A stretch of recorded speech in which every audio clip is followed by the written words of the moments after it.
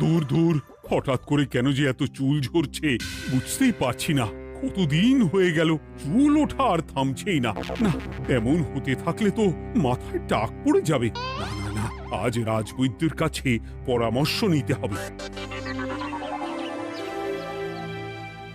কি ব্যাপার মহারাজ, আজ আপনাকে এমন চিন্তিত দেখাচ্ছে কেন?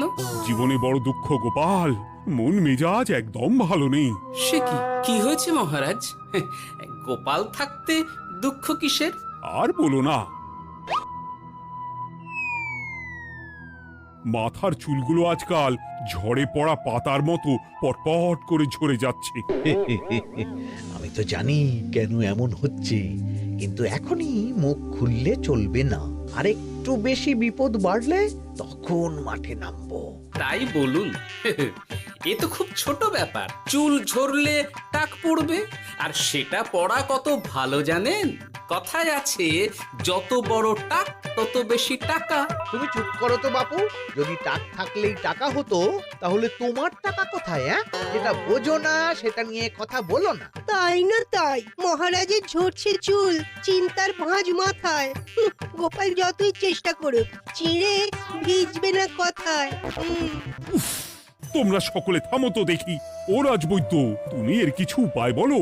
আগে মহারাজ, অনেক সময় দেহে ওই লৌহের পরিমাণ কমে গেলে এমন চুল ঝরে। আপনি বরং পালং শাক, ওই কিশমিশ, কলা ও আরো কিছু ফল আমি বলে দিচ্ছি, সেগুলো বেশি করে খান। আচ্ছা আচ্ছা আচ্ছা, তবে তাই করে দেখি।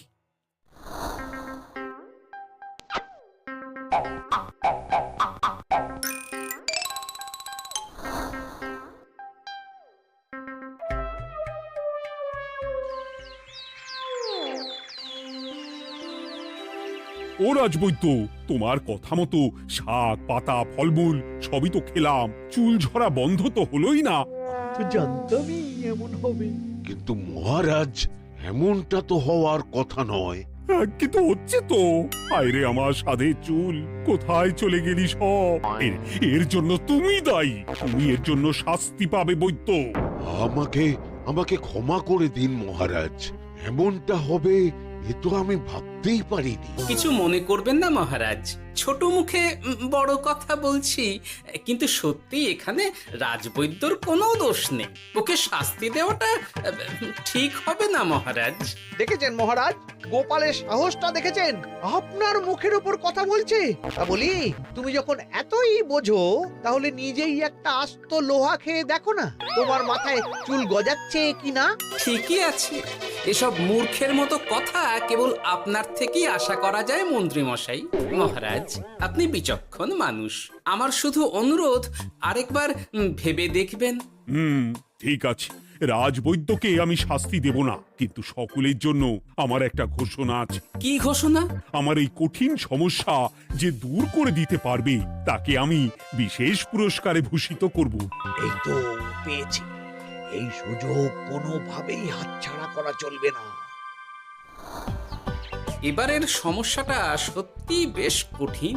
কি করলে যে মহারাজের চুল পড়া বন্ধ হবে সেই উপায় মাথাতেই আসছে না। হঠাৎ করে কেন যে এমন হলো কে জানে।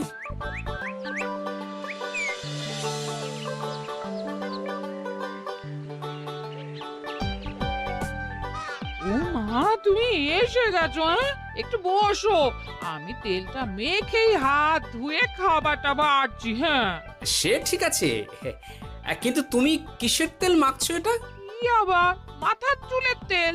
এখানেও চুল, ওদিকে মহারাজেরও চুল ঝরে পড়া নিয়ে আমরা সবাই হিমশিম খাচ্ছি গিন্নি।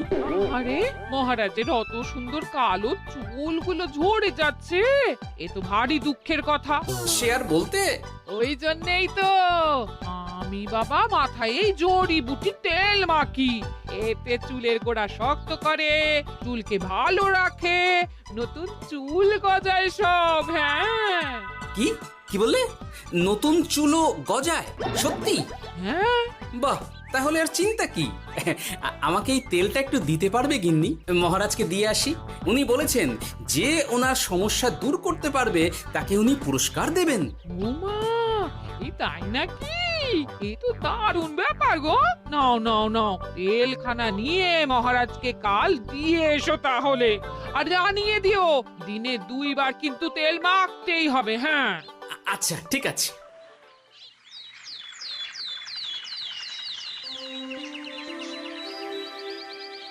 কোনো উপায় খুঁজে পেলে তোমরা? আগে মহারাজ, আমি আপনার জন্য নকল চুল বানিয়ে এনেছি। যতদিন আপনার চুল পড়া বন্ধ না হচ্ছে ততদিন আপনি এটা পরে ব্যবহার করতে পারেন। সে তো বুঝলাম, কিন্তু নকল চুল তো আর আসল চুলে জায়গা নিতে পারবে না বিজ্ঞানী। আসল চুলের কথা ভেবে আমি আপনার জন্য কেশুত্তে পাতা এনেছি মহারাজ। আচ্ছা বেশ। তা গোপাল, খুব তো আগের দিন বকবক করছিলে, তুমি কি এনেছো শুনি? সেটা যথাসময়ে দেখতে পেয়ে যাবেন মন্ত্রী মশাই। এটা জড়িবুটি তেল মহারাজ। আমি এটা আপনার জন্য এনেছি। এতে নতুন চুল গজায় আর চুলের স্বাস্থ্যও ভালো হয়। আমার গিন্নিও ব্যবহার করে এটি, তবে দিনে 2 বার করে মাখতে হবে, তাহলেই ভালো ফল পাবেন মহারাজ। বাবা, তাহলে তুমি কেন মাখো না? আচ্ছা, আপনার সমস্যাটা ঠিক কোথায় বলুন তো মন্ত্রী মশাই? মহারাজের জন্য কিছু আনলেও কথা শোনান, না আনলেও কথা শোনান। সত্যি তো মন্ত্রী, কেন তুমি সব সময় গোপালের পিছনে পড়ে থাকো বলো তো? এরা তো তাও সবাই কিছু না কিছু আমার কথা চিন্তা করে এনেছে, তুমি তো সেটাও করনি। না আসলে মহারাজ, আমিও ভাবছিলাম আপনার কথা, কিন্তু থাক, বুঝেছি। আহ, দারুণ। তেলের গন্ধটাও খুব সুন্দর। গোপাল, তোমায় অনেক ধন্যবাদ। আশা করছি ব্যবহার করলে খুব ভালো ফল দেবে। একদম দেবেই মহারাজ। দূর বাবা, ভেবেছিলাম এক হলো আর এক। কোথা দিয়ে যে গোপালটা মাঝখান দিয়ে এসে নাক গলিয়ে ঢুকে পড়ে, খুব শক্ত পুরস্কার নেওয়ার। দেখাচ্ছি মজা।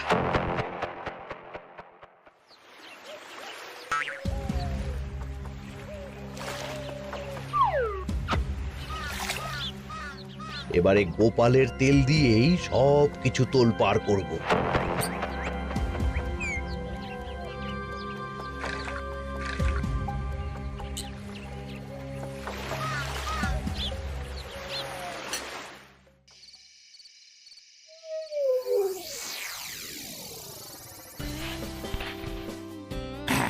ব্যাস, হয়ে গেল 2 বার মাখা।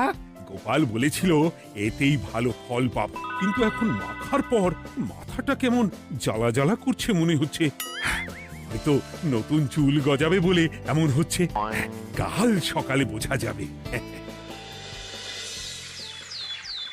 এতক্ষণে বোধহয় ছোট ছোট চুল গজিয়েই গেছে। কি এটা চুল গজানোর তেল ছিল নাকি পড়ে যাওয়ার? হে ভগবান, যেটুকু বাকি ছিল সেটাও ঝরে পড়ে টাক পড়েই গেল। গোপালই হলো যত নষ্টের গোড়া। আজ আসুক সভায়।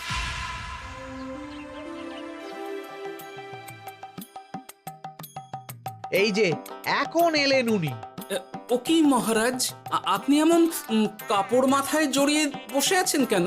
তুমি আর এমন প্রশ্ন জিজ্ঞাসা করো না গোপাল, তোমার দয়াতেই মহারাজের এমন অবস্থা। মানে? মানেটা আমি তোমায় দেখাচ্ছি, দাঁড়াও। এই যে গোপালের দেওয়া তেল মেখেই আমার এমন হয়েছে, আর তার জন্য আমি তোমাকে কোনোদিনও ক্ষমা করব না গোপাল। বিশ্বাস করুন মহারাজ, আমার গিন্নিও মাখে এই তেল, কিন্তু এমন কিছু তো এখনো পর্যন্ত ঘটেনি। আমি আর কিচ্ছু শুনতে চাই না। আমার মাথা ভর্তি চুল আমি ফেরত চাই। যতদিন না আমার মাথার সব চুল ফিরে আসছে ততদিন আমি তোমার মুখও দেখতে চাই না। মহারাজ, আপনার কোনো চিন্তা নেই, আমি তো আছি।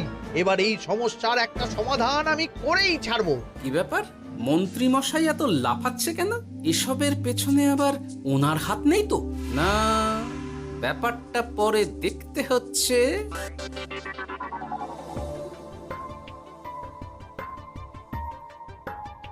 আমি বলি কি মহারাজ, এই সময়টা বরং আপনি নকল চুলটা মানে পরচুলা ব্যবহার করুন। হ্যাঁ, অগত্যা কিছু তো একটা গন্ডগোল আছেই। গিন্নিও তো রোজ মাথায় তেল মাখে, কই এমন তো হয় না। মন্ত্রী যদি কিছু করেও থাকে তাহলেও হাতে নাতে ধরবো কিভাবে? ও কি গো গোপাল দাদু, এখন এই সময় তুমি রাজসভা ছেড়ে এখানে? তোদের দাদু আর রাজসভায় যাবে না রে? কি বলছো গো? কেন? আর কেন, বিনা দোষে এমন শাস্তি। তোমায় শাস্তি দিয়েছে, তুমি শুধু বলো কে তোমার সাথে কি করেছে, বাকিটা আমরা বুঝে নিচ্ছি। আচ্ছা বলছি, কৃষ্ণনগরের মন্ত্রী মশাইয়ের বাড়িটা কোন দিকে একটু বলতে পারবেন? কৃষ্ণনগরে নতুন নাকি? আগে তো আপনাকে কখনো দেখেছি বলে মনে পড়ছে না। হ্যাঁ, আমি এখানে থাকি না, আমি এখানে আমার কাজে এসেছি, তাই মন্ত্রী মশাইয়ের বাড়ির ঠিকানাটা যদি একটু বলে দেন। নিশ্চয়ই, এ পথ দিয়ে সোজা চলে যান, তারপর কিছুটা ডান দিকে গেলেই পেয়ে যাবেন। আচ্ছা, অনেক ধন্যবাদ। ভিন গাঁয়ের লোক মন্ত্রী মশাইয়ের বাড়িতে, ব্যাপারটা বেশ সন্দেহজনক লাগছে। এই এই গুলটে ন্যাপলা, তোরা তোরা দুজন একটু আড়াল থেকে দেখতো লোকটা মন্ত্রী মশাইয়ের বাড়িতে ঠিক কি জন্য এসেছে, তারপর আমায় খবর দিস। ঠিক আছে গোপাল দাদু। তোমার আবার এখানে আসার কি দরকার ছিল? আমি তো বলেছি যে আমি ঠিক গিয়ে তোমার পাওনা গন্ডা মিটিয়ে দেবো। মিটিয়ে দেবে? কতদিন হয়ে গেছে জানেন? দেখো, হয় আমার কীটনাশক আর সার সব ফিরিয়ে দিন, নয়তো আমার জিনিসের দাম মিটিয়ে দিন। কীটনাশক, সার আর কি করে ফেরত দেবো বলো? ও তো সব পুকুরের জলে মিশে গেছে। ওসব আমি জানি না, আমার পাওনা গন্ডা মিটিয়ে দিন, ব্যাস। চল চল, এখনই তাহলে গোপাল দাদুকে গিয়ে সব জানাই। চল চল। দাদু, ও গোপাল দাদু। তোরা এসে গেছিস? আয় আয় আয় আয় আয়। মন্ত্রী মশাইয়ের মুখ থেকে অনেক খবর পেলাম। তাই নাকি? কি শুনি? মন্ত্রী মশাই ওই লোকটার কাছ থেকে অনেক কীটনাশক সার নিয়েছে, কিন্তু এখনো জিনিসের দাম মেটায়নি। হ্যাঁ, ওই জন্যই তো মন্ত্রী মশাইয়ের উপর লোকটা খুব রেগেছিল, হুমকিও দিয়েছে 1 সপ্তাহের মধ্যে জিনিসের দাম সব মিটিয়ে দিতে হবে। তাই নাকি? কিন্তু কীটনাশক সার নিয়ে মন্ত্রী মশাই কি করবে? সেটা তো বলতে পারবো না দাদু। তবে হ্যাঁ, মন্ত্রী মশাই ওই লোকটাকে বলছিল যে ওই সব কীটনাশক সার পুকুরের জলে মিশে গেছে। কি বললি? পুকুরের জলে? আচ্ছা, এবার দুয়ে দুয়ে 4 করা গেল। অনেক ধন্যবাদ রে তোদের। বল বল, তোরা কি খাবি? কিচ্ছু লাগবে না গোপাল দাদু, তবে ভোলা বয়ের আর মিষ্টি খাওয়ালে। আচ্ছা আচ্ছা। কি করে যে মহারাজকে আসল ব্যাপারটা বোঝাই, কিছু তো একটা উপায় বের করতেই হবে। তা বলি বাবা, রাজসভায় যেতে হবে না বলে কি সারাদিন এইভাবেই শয়নে শয়নে দিন কাটাবেন বাবা? হ্যাঁ, উপায় পেয়ে গেছি। বুঝলে গিন্নি, আমাকে একটা জায়গায় যেতে হবে, বুঝলে? তারপর ওখানে যদি কাজ হয় তাহলে আগামীকাল রাজসভায় আমি যাব। কিন্তু তুমি যে বলেছিলে তোমার এখন ছুটি। হ্যাঁ, কি আর করি বলো, গুরুত্বপূর্ণ একটা কাজ, তাই যেতেই হবে। আচ্ছা যাও। ওই গো বিজ্ঞানী, আরে গোপাল যে, বলো। এই যে বিজ্ঞানী, একটা বিশেষ দরকারে তোমার কাছে এলাম, বুঝলে? হ্যাঁ, বলোই না। আচ্ছা, এই দূষিত জলকে কিভাবে আবার পরিশুদ্ধ করে বলতে পারবে? কেন পারবো না? জলের মধ্যে একটু চুন আর ফটকিরি দিয়ে দিলেই জল আবার দূষণমুক্ত হয়ে যাবে। তবে ওগুলো দেওয়ার পর কিছুদিন সেই জলকে ব্যবহার করা বন্ধ রাখতে হয়। হ্যাঁ। আচ্ছা আচ্ছা, অনেক ধন্যবাদ, আসি তাহলে। হ্যাঁ,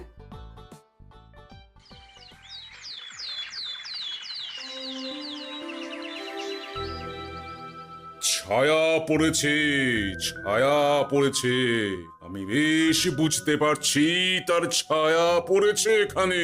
কার ছায়া পড়েছে? আজকাল তোর মাথা থেকে অনেক চুল ঝরে পড়ছে, তাই না? আগে হ্যাঁ সাধু বাবা, আপনি একদম ঠিক কথা বলেছেন। ও বাবা, এই আবার কোথা থেকে উদয় হলো? আরে আমি একা গিয়ে সেই স্নানের পুকুর পরিদর্শন করতে চাই। যথা আজ্ঞা বাবা।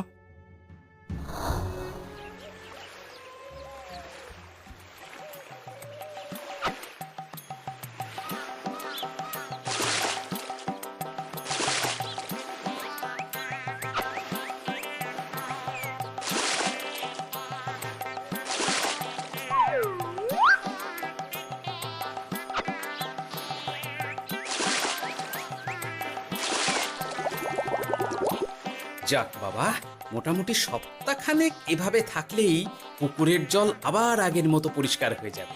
এবার শুধু মহারাজকে একটু বুঝিয়ে বললেই হয়ে যাবে।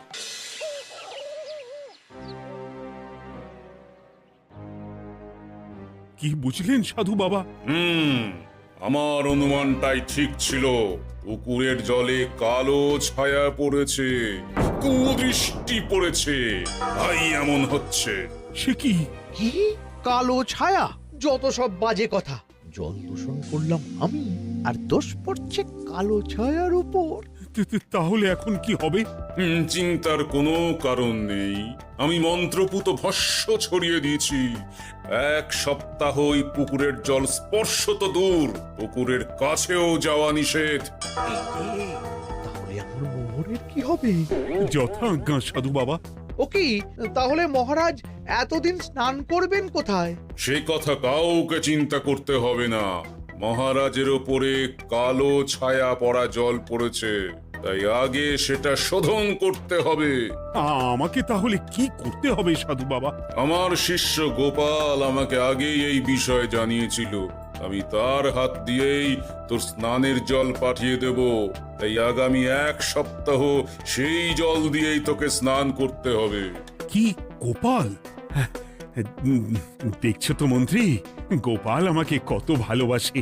আমি ওকে কত কথা শোনালাম, কিন্তু না না না না, কাল থেকেই আমি আবার গোপালকে রাজসভায় ডেকে আনবো। আমি আসছি, আমার কাজ হয়ে গেছে। আর হ্যাঁ, তোর স্নানের পুকুরের চারিদিকে প্রহরীর বন্দোবস্ত কর।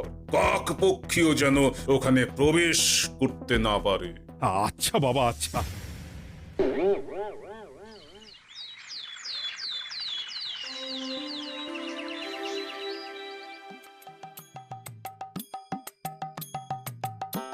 গোপাল, তোমাকে আবার এখানে দেখতে পেয়ে আমার খুব ভালো লাগছে। তোমার গুরুদেব গতকাল এসেছিলেন, কিছু মনে করো না। না বুঝেই তোমাকে অনেক কথা শুনিয়েছি। না মহারাজ, আমি জানি আপনি আমাকে খুব ভালোবাসেন, তাই আমি কিছু মনে করিনি মহারাজ। এই নিন, আমি আপনার স্নানের জল এনেছি। হ্যাঁ হ্যাঁ হ্যাঁ, দাও দাও দাও।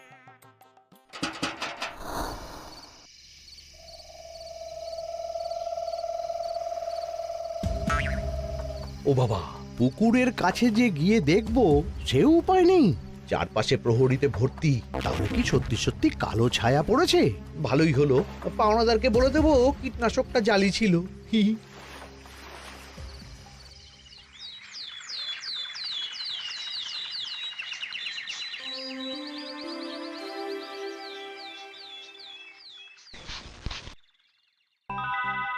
এই তো আমার সেই পুরনো কালো চুলগুলো আবার ফিরে এসেছে। আহা, কি যে আনন্দ হচ্ছে দেখে। আজ 1 সপ্তাহ সম্পূর্ণ হলো। গোপালের জন্য আমার স্নানের পুকুর থেকে কালো ছায়া দূর হয়েছে। আমাকে এই সমস্যা থেকে দূর করার জন্য আমি গোপালকে 100টি মোহর উপহার দিতে চাই। ধন্যবাদ মহারাজ। দূর, আমার আর ভালো লাগে না। সব সময় গোপালই মোহর পায়, এটা তো আমার পাওয়ার কথা ছিল। এদিকে আজকে পাওনাদারও আসবে।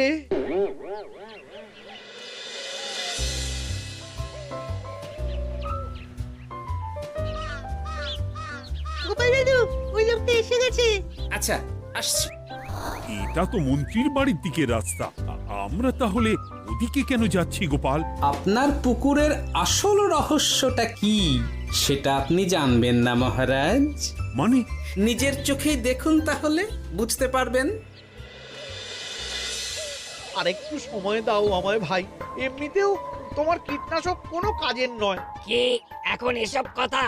আর একদিনও সময় দিতে পারছি না। একটু বোঝো, একটু। সব আমি মহারাজের পুকুরের জলে মিশিয়ে দিয়েছি। মন্ত্রী, তুমি তাহলে সেই কালো ছায়া? মহারাজ, আপনার পর্দা ফাঁস হয়ে গেছে মন্ত্রী মশাই। তুমি তাহলে সবটা জানতে? একদম প্রথম থেকে। রে, খুব জোর ফেঁসেছি। এদিকে পাওনাদার, ওদিকে মহারাজ, এখান থেকে কেটে পড়তে হবে। গন্ডগোল করে আবার পালানো হচ্ছে তবে রে। বলো, কেন করেছিলে? মহারাজ, আমি ভেবেছিলাম আপনার সব চুল উঠে গেলে আমি আপনার কাছ থেকে চুল গজানোর ওষুধ দেওয়ার নামে অনেক টাকা লুটবো। কিন্তু সেই ভাবনা ভাবনাই থেকে গেল, সেগুড়ে যে বালি হয়ে গেল। ভাবা যায় চুলের জন্য চুলো চুলি, হ্যাঁ?